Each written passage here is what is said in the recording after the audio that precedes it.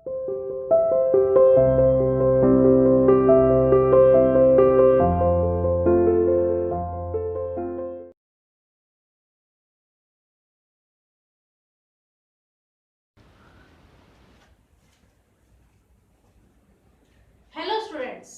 To CR international school online classes.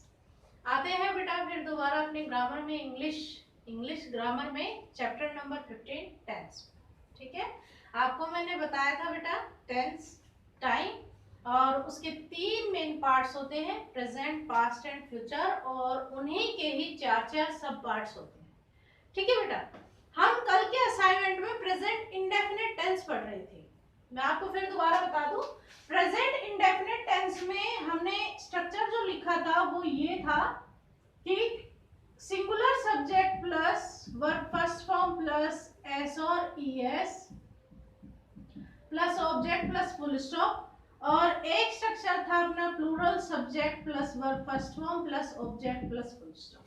ठीक है, मैंने आपको ये बता दिया था कि बेटा सिंगुलर सब्जेक्ट में आते हैं ही, शी, इट और आई, और प्लूरल सब्जेक्ट में आते हैं you, we, they.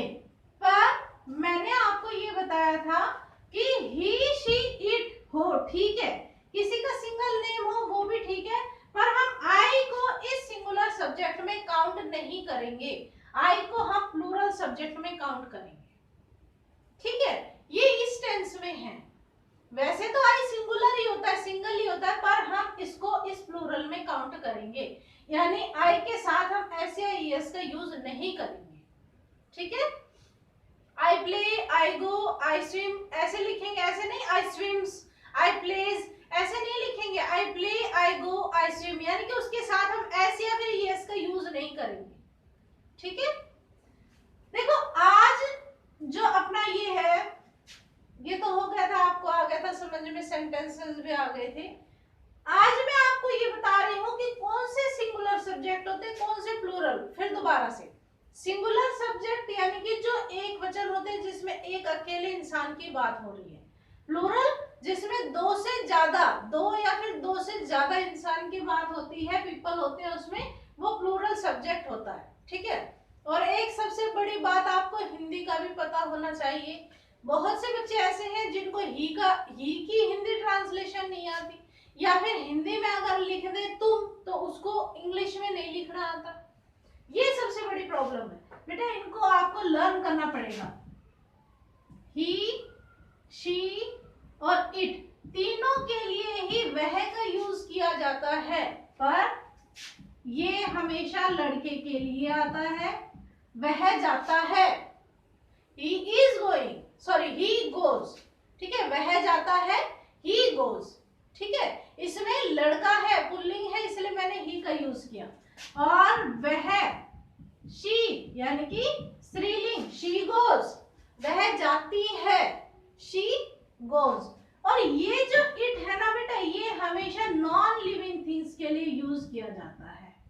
Non living things हो या फिर एनिमल्स नेम हो, बर्ड्स नेम हो, या फिर बिल्कुल न्यू बॉर्न बेबी होते हैं ना, बिल्कुल छोटे से 6 महीने से पहले के, उनके लिए भी इट का यूज होता है।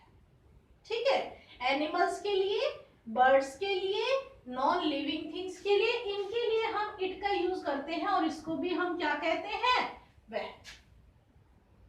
ठीक है, समझ में आया। फिर उसके बाद यू का मतलब होता है तुम, वी का मतलब होता है हम, और दे का मतलब होता है वे। ठीक है, इनको आपको याद करना है। ओके बेटा,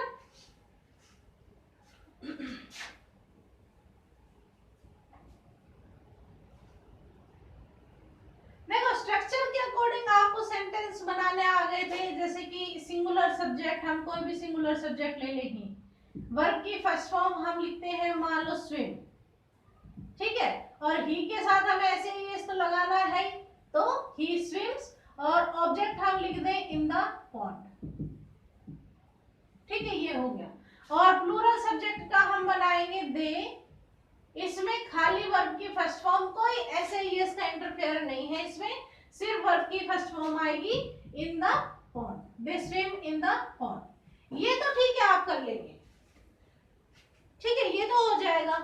दूसरा सेंटेंस का एक तो टेंसेस समझने का एक तो ये तरीका है, दूसरा इस तरीके से भी होते हैं। जैसे मान लो यू लिख दे आई ब्लैंक फुटबॉल और फिर आपको वो ब्रैकेट में दे देगा प्ले और प्लेस।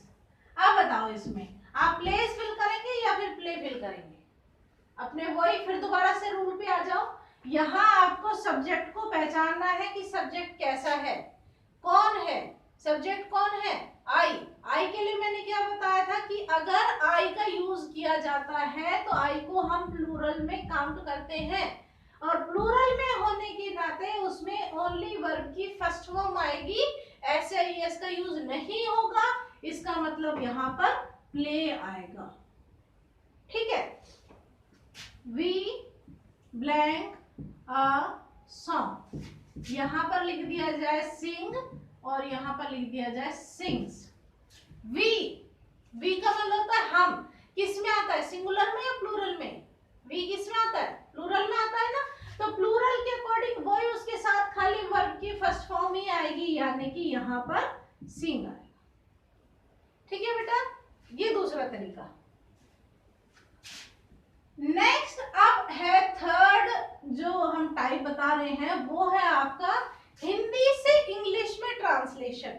ठीक है, मान लो आपके पास प्रेजेंट इंडेफिनिट टेंस में हिंदी के कुछ सेंटेंसेस दिए जाते हैं, उनको आपको इंग्लिश में कन्वर्ट करना है, तो आप उसको कैसे कन्वर्ट करेंगे? जैसे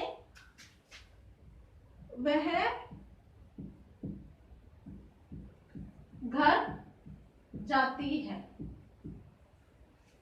ये है। आपको हमेशा से पता है कि स्टार्टिंग में पहले सब्जेक्ट ही आता है। सब्जेक्ट कौन होता है? जो काम को कर रहा है, वह। अब वह के लिए मैंने आपको तीन बताए थे, तीन वर्ड जिनका वह अर्थ होता है, ही शी इट। बताओ हम यहाँ कौन सा लगाएंगे? जाती है स्त्रीलिंग है, ठीक है। गर्ल है तो गर्ल के लिए क्या आता है? शी। ठीक है, फिर जाना, देखो वर्ब भी याद होनी चाहिए आपको। गो का मतलब जाना, राइट का मतलब लिखना, प्ले का मतलब खेलना, ऐसे वर्ब भी याद होनी चाहिए। ठीक है, यहाँ जाना गो। अब देखो सिंगुलर सब्जेक्ट है, आ जाओ फिर दोबारा अपने स्ट्रक्चर पर। सिंगुलर सब्जेक्ट है, वर्ब की फर्स्ट फॉर्म भी हो गई, इसके साथ हमें ऐसे एस का यूज करना है। ठीक है, शी गोज, कहाँ जाती है? ऑब्जेक्ट लगाएंगे ना, कहाँ जाती है? टू। फिर उसके बाद वे कहानी लिखते हैं, वे कहानी लिखते हैं। अब जैसे यहाँ पर वे, हम सब्जेक्ट लिखेंगे ना, वे का इंग्लिश ट्रांसलेशन क्या होता है? दे। फिर लिखना, लिखना का मतलब होता है राइट। अब आ जाओ फिर दोबारा अपने स्ट्रक्चर पर। प्लूरल सब्जेक्ट है दे, इसके साथ वर्ब की फर्स्ट फॉर्म हो गई। क्या हमें ऐसे एस लगाना है? नहीं लगाना, क्योंकि स्ट्रक्चर में नहीं लिखा हुआ है ना, तो हम सीधा यहाँ पर वर्ब का यूज करेंगे। नेक्स्ट है बेटा अपना ऑब्जेक्ट, क्या लिखती है? कहानी। दे राइट स्टोरी, लास्ट में फुल स्टॉप। ऐसे आपको ये सेंटेंसेस बनाने हैं। ठीक है बेटा, आज के आपके असाइनमेंट में इसी तरीके के हिंदी सेंटेंसेस आपको दिए गए हैं, उनको आपको इंग्लिश में कन्वर्ट करके अपनी फेयर नोटबुक में लिखना है। उन्हें आपको फेयर नोटबुक में करना है और साथ में ये सब्जेक्ट्स लर्न करने हैं। जो सब्जेक्ट मैंने बताए हैं गूगल मीट की क्लासेस में, यानी कि ऑनलाइन क्लासेस में ये सब्जेक्ट आपसे सुने जाएंगे। ओके बेटा, थैंक यू।